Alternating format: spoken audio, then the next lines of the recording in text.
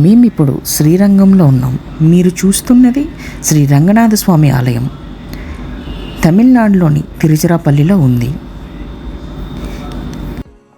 ఈ ఆలయం తూర్పు గోపురంలోంచి ప్రవేశించిన వెంటనే 1000 స్తంభాల మండపం, మొత్తం ఆలయ ప్రాకారం అంతాను ఇసుకతో కూడుకుని ఉంటుంది. చిన్నపిల్లలు, పెద్దలు సాయంకాలం పూట వచ్చి సరదాగా కూర్చోవడానికి చాలా ఆనందంగా ఉంటుంది. ఇక్కడైతే చాలామంది చిన్నపిల్లలు ఇసుకలో కూర్చొని సాయంత్రం పూట ఆడుకుంటున్నారు. అలాగే పెద్దవారు కూడా మండపాల్లో కూర్చొని సేద తీరుతున్నారు. ఇంకా ఇక్కడ ప్రధానంగా చూడవలసింది గరుడల్లవార్ ఆలయం. రంగనాథ స్వామి గర్భగుడి సరిగ్గా ఎదురుగా ఉంటుంది. ఈ ఆలయంలో సాలగ్రామశిలతో చేసిన 25 అడుగుల ఎత్తైన భారీ గరుడుని విగ్రహం ఉంటుంది. ఆయన అరచేతులు జోడించి, అష్టనాగాభరణం ధరించి, రెక్కలు విప్పి ఏ క్షణంలోనైనా ఎగరడానికి సిద్ధంగా ఉన్నట్టుగా గంభీర్యమైన మోకరిల్లిన భంగంలో కనిపిస్తారు. ఇప్పుడు మీరు చూస్తున్నది బంగారు గోపురం. ఇది ప్రధాన ఆలయంలో పైనున్నటువంటి బంగారు గోపురం. ఈ గోపురం మొత్తం బంగారంతో చేయబడినది. చూసిన వెంటనే దగదగా మెరుస్తూ కనిపిస్తుంటుంది. పురాణ ఇతిహాసాల ప్రకారం శ్రీరంగం గాథ బ్రహ్మ గాఢ ధ్యానంలో ఉన్నప్పుడు శ్రీరంగనాథుని విగ్రహం ఆయనకు లభించింది. ఆ తర్వాత అది శ్రీరామునికి వశమై ఆయన్ని దానిని స్వేచ్ఛమైన భక్తి శ్రద్ధలతో పూజించారు. యుద్ధంలో గెలవడానికి సహాయం చేసినందుకు కృతజ్ఞతగా సాక్షాత్తు శ్రీరాముడే ఆ విగ్రహాన్ని రావణుడి సోదరుడైన విభీషణునికి ఇచ్చారు. విభీషణుడు ఆ విగ్రహాన్ని శ్రీలంకకు తీసుకువెళ్ళొచ్చు. అయితే ఒక షరతు ఉంది. అతను ఆ విగ్రహాన్ని నేలపై ప్రతిష్ఠించకూడదు, లేకపోతే అది శాశ్వతంగా అక్కడే పాతుకుపోతుంది. ఇక శ్రీలంకకు వెళ్ళే మార్గమధ్యంలో అతనికి శ్రీరంగంలో ఒక ఉత్సవం ఎదురయ్యింది. అక్కడ అందిన సలహాను పెడచెవిన పెట్టి అతను ఆ విగ్రహాన్ని కావేరీ నది ఒడ్డున ప్రతిష్ఠించాడు. ఇక రంగనాథ స్వామికి ఆ ప్రదేశం నచ్చి అక్కడ నుండి వెళ్ళడానికి నిరాకరించారు. అయినప్పటికీ తాను దక్షిణం వైపు ముఖం చేసి విభీషణుడిని ఆశీర్వదిస్తూ ఉంటానని ఆయన వాగ్దానం చేశారు. నేటికి ఆ దైవం దక్షిణ దిశకే అభిముఖంగా ఉంటారు. శ్రీరంగంలో కనిపించే 21 గోపురాలు చాలా అద్భుతంగా కలర్ఫుల్గా కనిపిస్తాయి. కానీ ఒక్క గోపురం మాత్రం తెల్ల రంగులో కనిపిస్తుంది. దీనికి ఒక చరిత్ర ఉంది. 1323లో ఢిల్లీ సుల్తాన్లు శ్రీరంగంపై దాడి చేసి అడ్డు వచ్చిన 12,000 మంది శ్రీవైష్ణవుని దారుణంగా చంపేశారు. అక్కడ ఉన్న బంగారం, వజ్రవైడూర్యాలను కొల్లగొట్టి పెరుమాళ్ విగ్రహాన్ని వారి నుంచి రక్షించుకునేందుకు ఇక్కడ ప్రధాన ఆచార్యులను పిల్లై లోకాచారి ఈ విగ్రహాన్ని తీసుకొని మదురై వెళ్ళినందుకు ప్రయత్నిస్తారు. పిల్లై లోకాచార్యులు ఎక్కడ వాళ్ళకి దొరికిపోతారో అని అక్కడ ఉన్న దేవదాసి అయిన వెల్లై తన నాట్యంతో సుల్తాన్ సైనిక కమాండర్ని సమయం వృధా చేయించి మల్లగా ఈ గోపురం వద్దకు తీసుకువచ్చి పైనుంచి కిందకి తోసి చంపేస్తుంది. తర్వాత తాను కూడా రంగనాయకుని తలుచుకుంటూ కిందకి దూకి ఆత్మహత్య చేసుకుంటుంది. ఇలా తను చేసిన త్యాగానికి గుర్తుగానే ఈ గోపురానికి తెల్ల రంగు వేశారు. అప్పటి నుంచి ఈ గోపురంని వెల్లై గోపురం అని పిలుస్తారు. పురాణాల ప్రకారం చోళ వంశానికి చెందిన ధర్మవర్మ ఈ ఆలయాన్ని మొదట నిర్మించాడు. ఈ ఆలయం సగం యుగం క్రీస్తుపూర్వం 9వ శతాబ్దం నుండి క్రీస్తు శకం 4వ శతాబ్దం వరకు నాటి తమిళ సాహిత్యంలో ప్రస్తావించబడింది. దీని ప్రస్తావన శిల్ప పదికారం అనే ఇతిహాసంలో కూడా ఉంది. ఈ దేవాలయం దాని భక్తి కవిత్వం, పాటలు మరియు నృత్య సాంప్రదాయాలతో తమిళ భక్తి ఉద్యమానికి కూడా ఒక కేంద్రంగా ఉండేది. ఈ ఉద్యమంలో అల్వార్లు, దైవిక సాధువులు శ్రీరంగనాథునికి 247 సూత్రాలను అంకితం చేశారు. 6వ నుండి 9వ శతాబ్దం వరకు 12 మంది అల్వార్ సాధువులు రచించిన 4000 స్తోత్రాలు సంకలమైన నలయార్ దివ్య ప్రథమంలో అవి సంకలనం చేయబడ్డాయి. తొలి మధ్యయుగ ద్రావిడ వాస్తుశిల్పంతో ససంపమైన శ్రీరంగం తన సౌందర్యంతో సందర్శకులను మంత్రముగ్ధులను చేస్తుంది. మనం ఈ ఆలయంలో చాలామంది గజరాజుల్ని చూడవచ్చు. వీరు స్వామివారి సేవల నిమిత్తమై స్వామివారికి వాహనమై ఊరేగింపు సేవలలో పాల్గొంటారు. ఎక్కడ చూసినా గజరాజులు కనిపిస్తారు మనకి. తొలి మధ్యయుగ ద్రావిడ వాస్తుశిల్పంతో సుసంపమైన శ్రీరంగం తన సౌందర్యంతో సందర్శకులను మంత్రముగ్ధుల్ని చేస్తుంది. ఇది సంగం కాలంలోని క్రీస్తు శకం 1వ శతాబ్దం నాటికే నిర్మించబడినదని ఆధారాలు ఉన్నప్పటికీ వందల సంవత్సరాలుగా వివిధ రాజవంశాలు వారు దానిని అనేక మార్పులు చేశారు. దానిలో కొన్ని వాస్తు అద్భుతాలు ఇక్కడ ఉన్నాయి.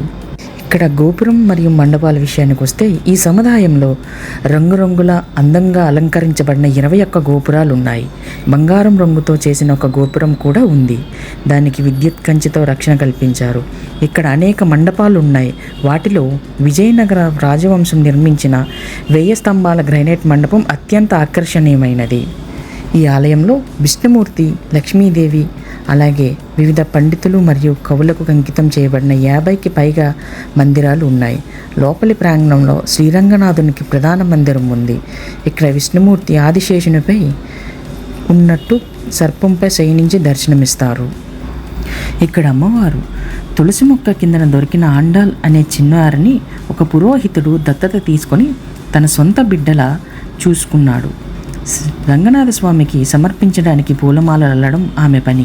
అయితే అవి సరిగ్గా ఉన్నాయో లేదో చూసుకోవడానికి ఆమె ముందుగా ఆ పూలమాలను ధరించేది. ఒకరోజు దేవుడికి వాడిన పూలమాలను సమర్పిస్తుండగా ఆ పురోహితుడు ఆమెను పట్టుకొని అడిగాడు. అయితే ఆమె సమర్పించిన కొత్త పూలమాలను చూసి ఆ దేవుని నిరసన తెలిపి, నాకు కాబోయే భార్య అయిన ఆ అమ్మాయి సువాసన ఎక్కడా అని అడిగాడు. అప్పుడు సాక్షాత్ స్వామివారే ఆ పురోహితుడి కలలోకి వచ్చి ఆమె ధరించిన పూలమాలను మాత్రమే తనకు సమర్పించమని కోరాడు. అనుకున్నట్లే ఆ దేవుడు ఏనుగుపై ప్రత్యక్షమై ఆండాల్ను వివాహం చేసుకుని వారి ప్రేమ కథను నేటికి భోగి పొంగల్ నాడు ఆండాల్ కళ్యాణంగా జరుపుకుంటారు.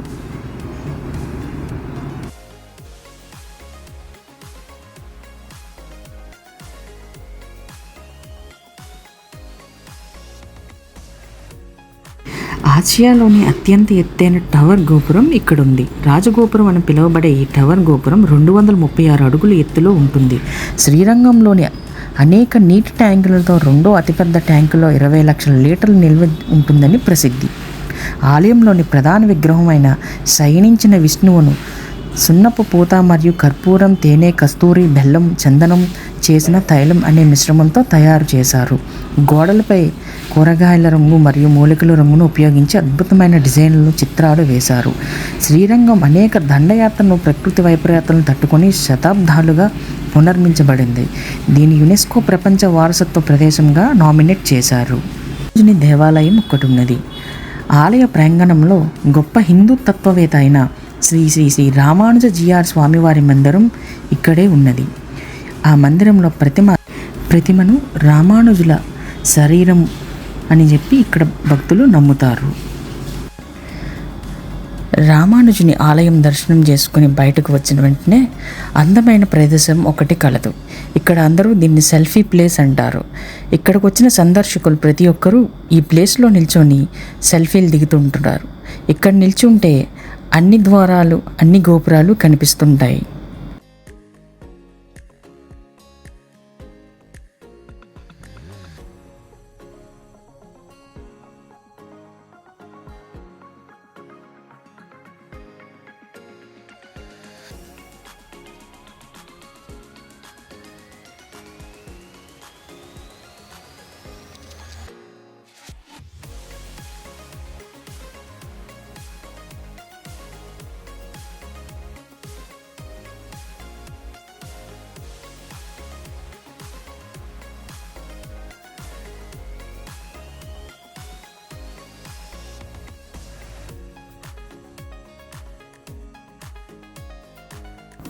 ఈ ప్రదేశానికి ఒక ప్రత్యేకత ఉంది.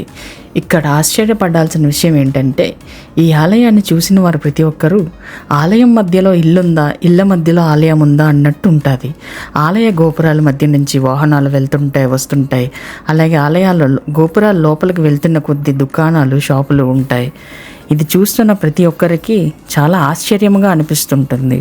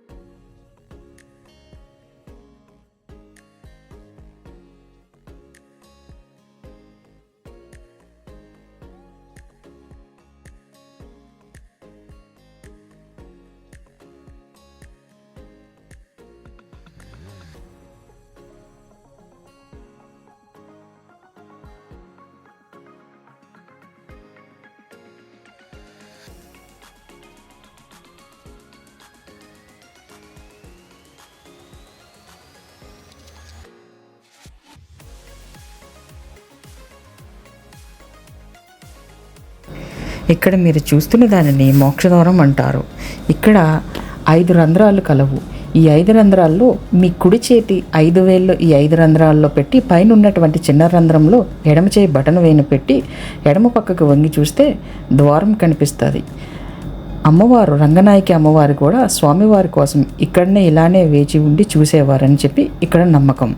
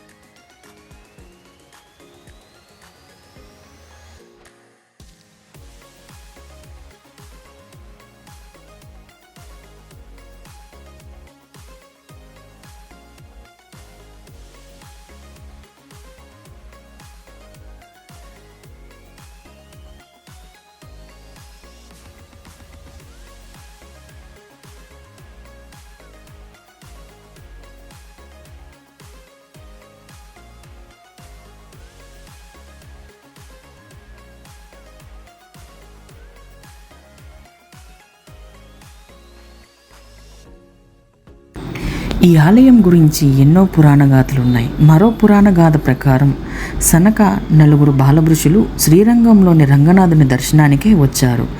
వైకుంఠ సంరక్షులైన జయ విజయాలు వారిని అడ్డగించారు. వారు ఎంత బ్రతిమలాడినా వారిని లోపలికి అనుమతించలేదు. కోపంతో ఆ నలుగురు ఏకస్వరంతో సంరక్షకులను శపించి వెళ్ళిపోయారు. ఆ సంరక్షకులు విష్ణువు సమీపించి తాము శాపం గురించి చెప్పారు. రంగనాథుడు ఆ శాపాన్ని తాను వెనక్కి తీసుకోలేనని చెప్పి వారిని 2 మార్గాలు సూచించారు. 3 జన్మలలో విష్ణువును వ్యతిరేకించిన రాక్షసులుగా జన్మించడం, లేదా ఆ తర్వాతి 7 జన్మలలో సత్మానవులుగా జన్మించడం.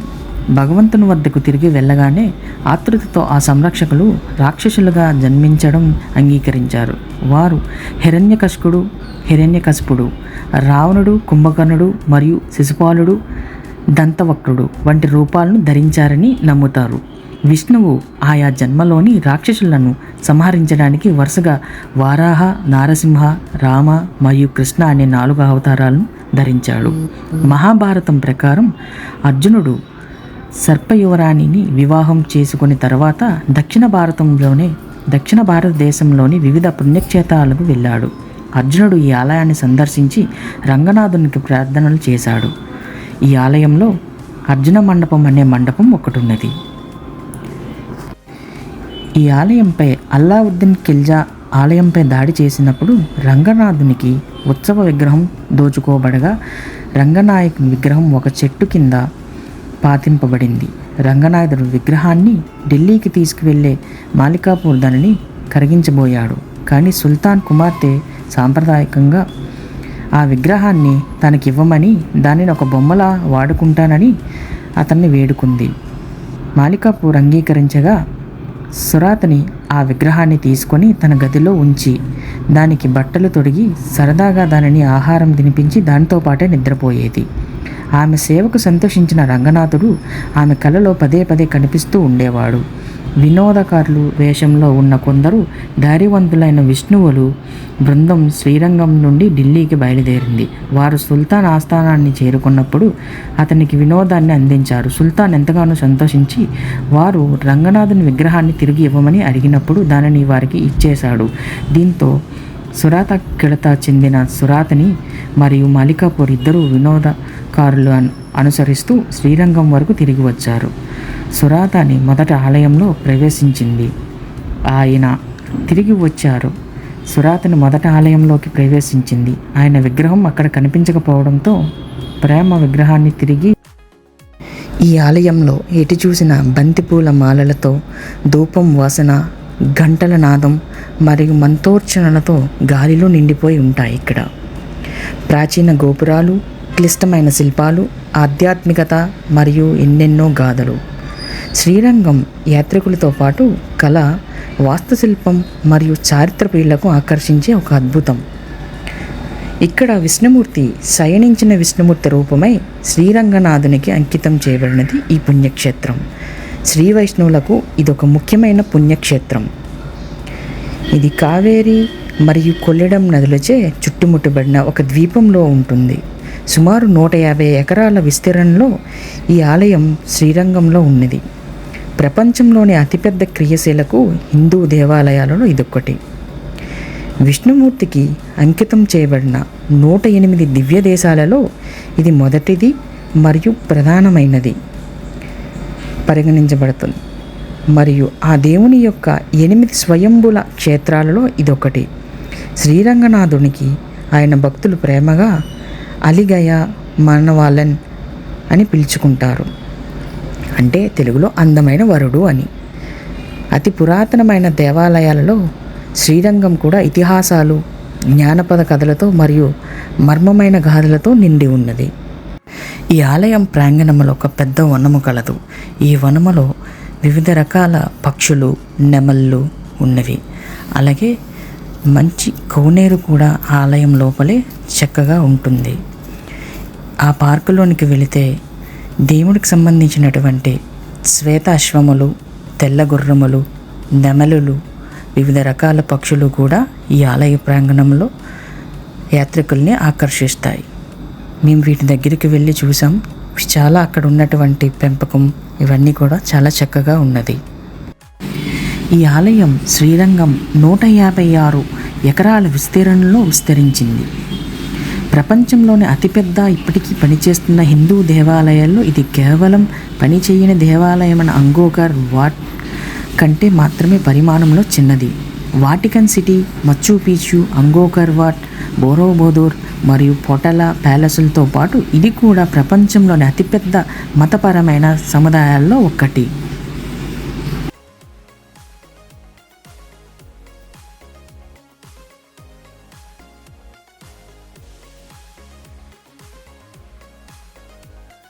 లోపలికి వెళ్ళిన వెంటనే ఎడమవైపుకి రంగవిలాస మండపం ఉంటుంది. ఈ రంగవిలాస మండపంలో గోపురాలని దర్శించుకున్నట్టుకు టికెట్ కౌంటర్ కలదు. ఇక్కడ మీరు 21 గోపురాలు దర్శించుకున్నట్టుకు ఇక్కడ ఒక టికెట్ కౌంటర్ ఉంటుంది. ఈ గోపురాల మీదనే దర్శించుకున్నట్టుకు వెళ్ళడానికి టికెట్ తీసుకోవాలి. టికెట్ ధర 50 రూపాయలు. టికెట్ తీసుకొని మీదకు వెళ్ళినట్టయితే మీకు 21 గోపురాలు కూడా వరుసగా 4 వైపులా కనిపిస్తాయి. మీదని మీరు అన్ని గోపురాలని ఒక్కసారిగా దర్శనం చేసుకోవచ్చు. రాజగోపురము, బంగారు గోపురము, అతి ముఖ్యమైనటువంటి ప్రధాన గోపురము, అన్ని గోపురాలు కూడా మీకు ఈ పైనుంచి చక్కగా కనిపిస్తుంది. ఇక్కడి నుంచి సీనరీ చాలా బాగుంటుంది. ఫొటోస్ తీసుకోవడానికి గట్టా చాలా బాగుంటుంది. సన్సెట్ టైంలో వెళ్తే ఇంకా అద్భుతంగా ఉంటుంది. అక్కడ నిల్చొని అబ్జర్వ్ చేస్తే ప్రతి ఒక్కటి కూడా శిల్పకళా నైపుణ్యం, ఆ గోపురాలపైన చెక్కబడినటువంటి ప్రతి ఒక్క శిల్పము కూడా ఎంత అందంగా అద్భుతంగా కనిపిస్తున్నది. తప్పకుండా శ్రీరంగం వెళ్ళిన వారు ఈ పైకి వెళ్ళి వ్యూ పాయింట్లో టికెట్ తీసుకొని ఆ గోపురాలన్నిటినీ కూడా సందర్శించవచ్చు. చాలా అంటే చాలా అద్భుతంగా ఉంటుంది. చూసిన వారికి కన్నుల విందుగా ఉంటుంది. ఈ అద్భుతాన్ని తిలకించడం చాలా భాగ్యంగా భావిస్తారు.